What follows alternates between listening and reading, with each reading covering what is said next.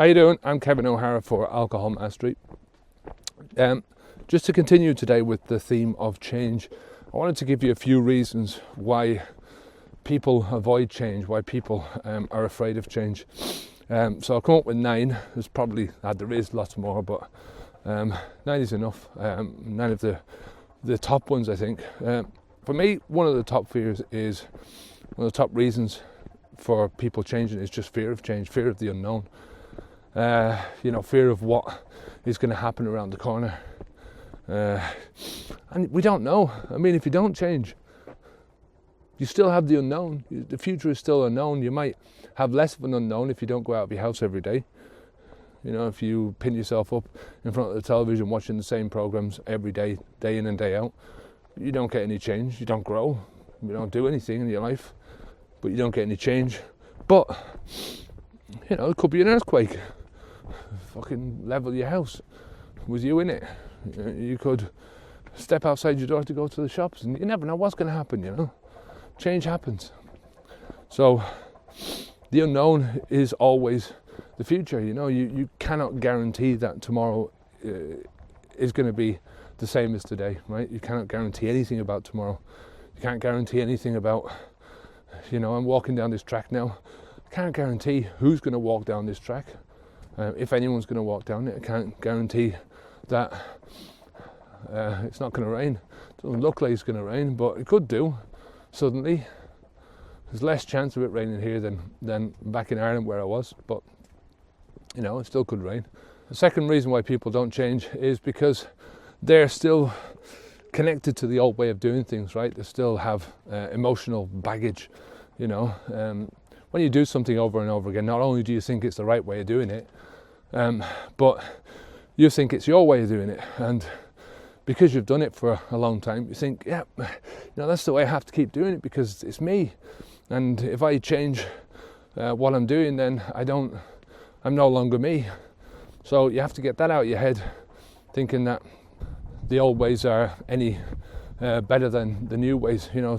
A lot of the time the old ways are there because it's just a routine, it's a habit, it's behaviours that you've been doing for a long time, and that's just it.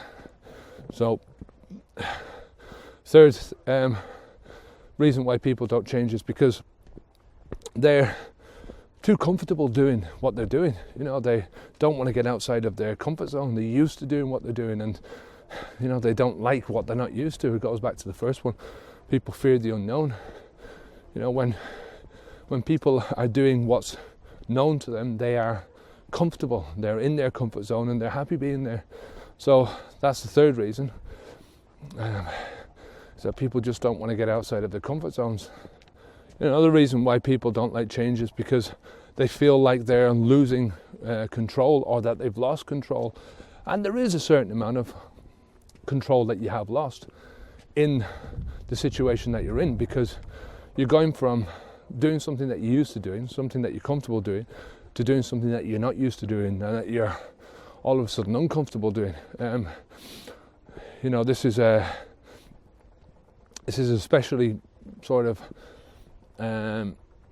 relevant when somebody else forces a change on you. If somebody says to you, you have to stop smoking now or otherwise I'm leaving you, or you have to stop drinking now otherwise I'm leaving you. Somebody else forcing that decision on you, you feel like you've lost complete control. But the control of everything is always in your hands, is in your mind. You have ultimate control over your mind, and once you have that, you've got control over what you do and how you do it, where you go and how you get there.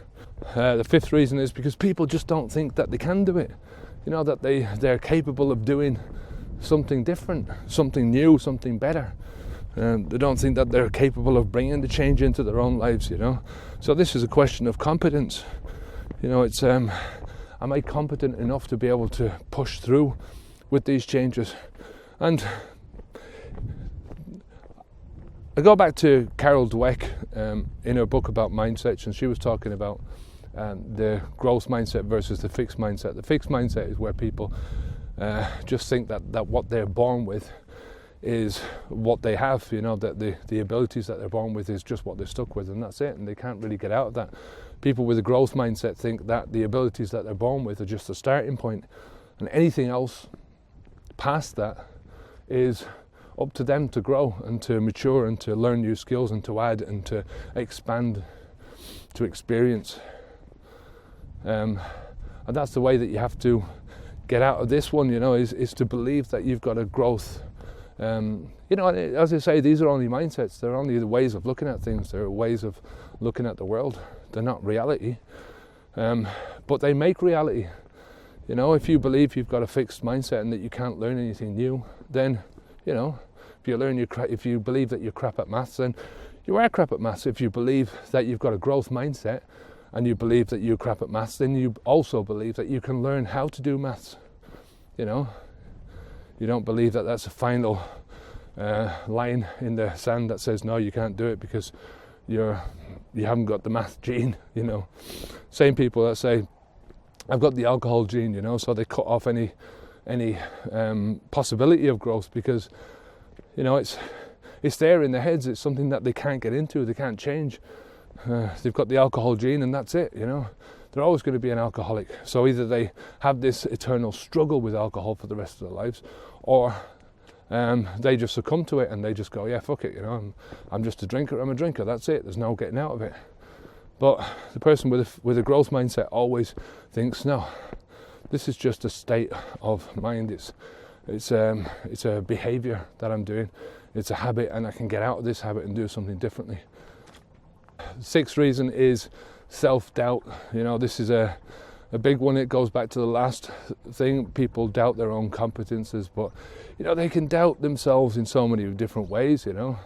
I think this one goes back to positive and negative thinking. If you think negatively in general, then you can't lead a positive life. It's fucking virtually impossible to, because you're all the time your own worst enemy. And if you're your own worst enemy, then fuck what anyone else wants to do to you, because you're already doing it to yourself. Victim mindset. You've got to think positive. You've got to believe and keep saying it to yourself over and over. I can do this. I can do this. I am going to do this.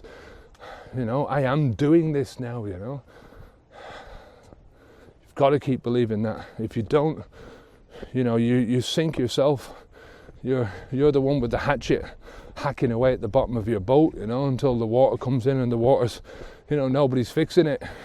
And you're just there hacking away with your own negative hatchet until you sink. And that's it. Then you're sunk. Number 7 is fear of failure.